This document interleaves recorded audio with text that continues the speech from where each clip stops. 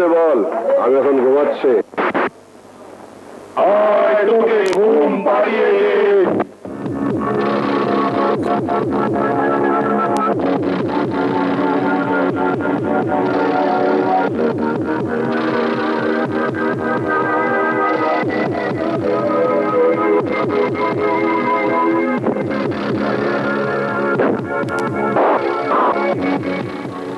বসের পোস্টারে থুতু মারছিলি কেন?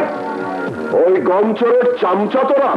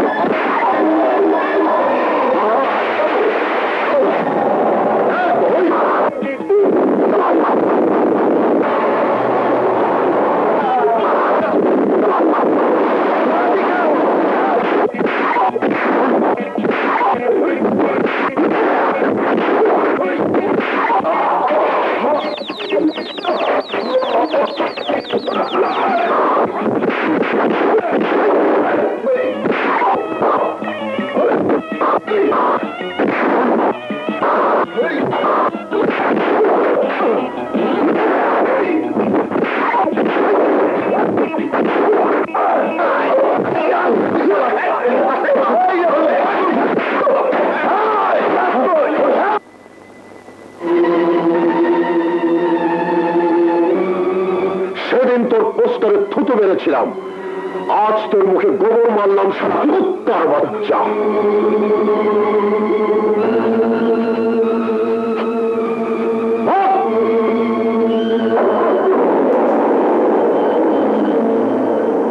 আরে এখানে কি ম্যানটানা হচ্ছে?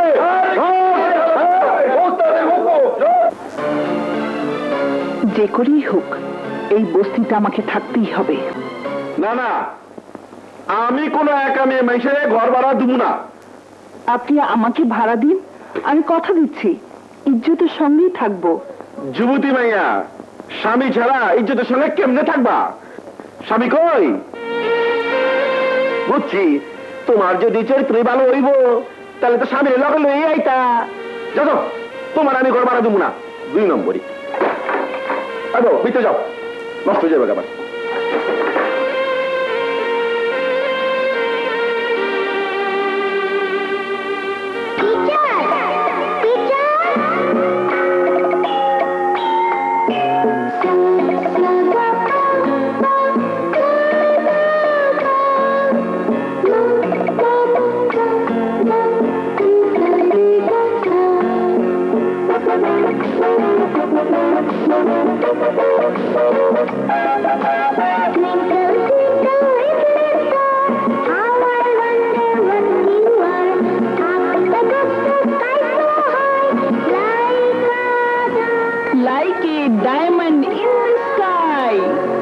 আমাকে চিনতে পারছেন টিচার?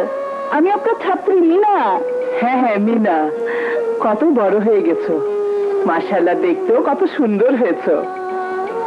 কিন্তু তুমি হঠাৎ বাড়ি গাড়ি সবকিছু থেকেও ঘর ভাড়া নিতে চাইছো? হ্যাঁ টিচার, আমার একটা মাথা গুঁজার ঠাঁই দরকার। বলো কি? এসো আমার সাথে, এসো এসো এসো।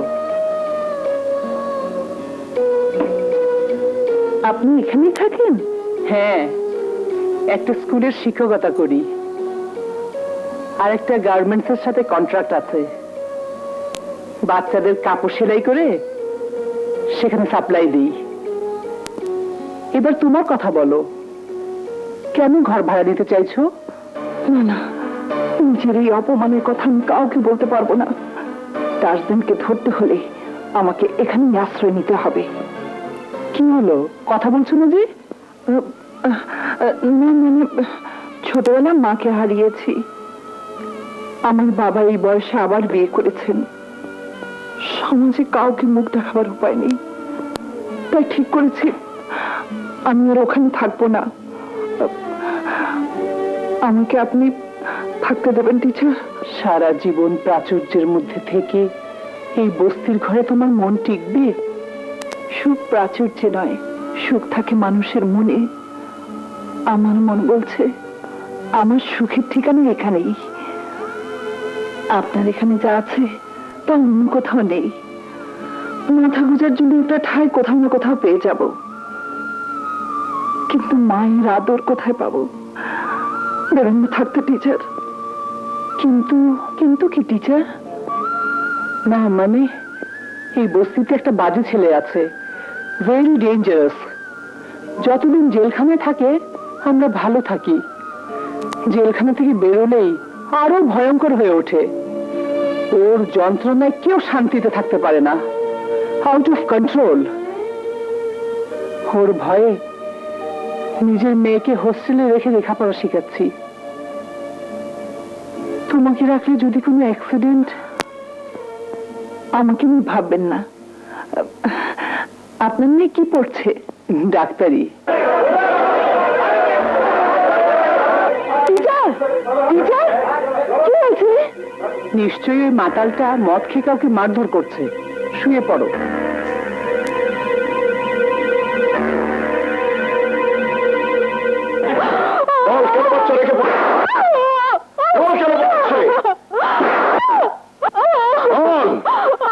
তোর হাড্ডি মাংস আলাদা করে ফেলবো। আমার ভুল হয়ে গেছে, আমাকে মাফ করে দাও। আমি এত বড় অন্যায় করে বলে মাপ চাস? মাফ করে দাও। মাপ যখন চাই বেচারি, লেখা মাপ চাচ্ছ, ছাইয়া দাও। চল শালা, দালালি করলে একেবারে জানে মেরে ফেলবো। তোর কাছে যখন তোর পেটের সন্তানের কোনো দাম নেই, তখন ওর মরে যাওয়াই ভালো। আমি ওকে শেষ করে ফেলবো। তোমার আমার সন্তানকে মেরো না। পাপ আমি করেছি, শাস্তি তুমি আমাকে দাও। তাহলে বল সবার কাছে, কেন বাচ্চা রেখে পালাচ্ছিলি? এই সন্তান আমার পাপের ফল। আমাকে বিয়ে করার প্রলোভন দেখিয়ে এক অমানুষ আমার সাথে ভালোবাসার অভিনয় করে আমার সর্বনাশ করে পালিয়ে গেছে। তাই সমাজের ভয়ে এই বাচ্চা ফেলতে এসে আমি ধরা পড়ে গেছি। আর আজ যদি তুই আমার হাতে ধরা না পড়তে, এই বাচ্চার জীবনটা নষ্ট হয়ে যেত। বড় হয়েছে আমারই মতো। মেয়েটা মাপ চাইছে, ওকে মাফ করে দাও। খবরদার, দয়া দেখাবি না।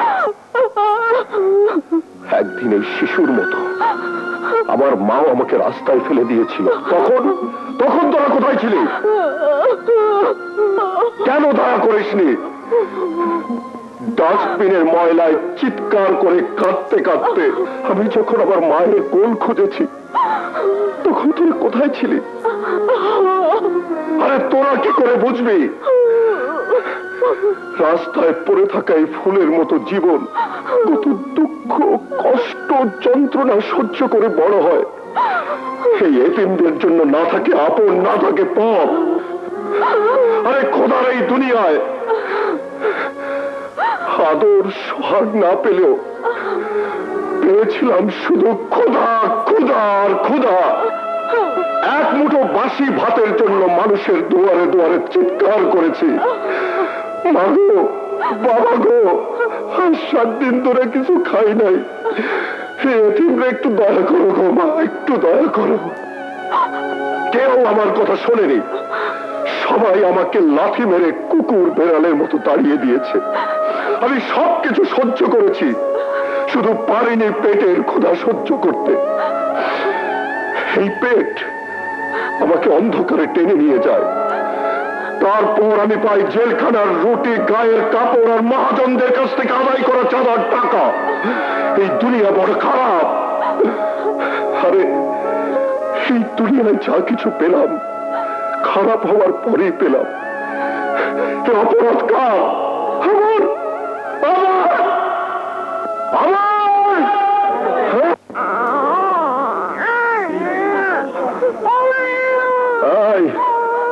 ওর কান্না থামা, নইলে বাচ্চার চিৎকারে আমার বুক ফেটে যায়।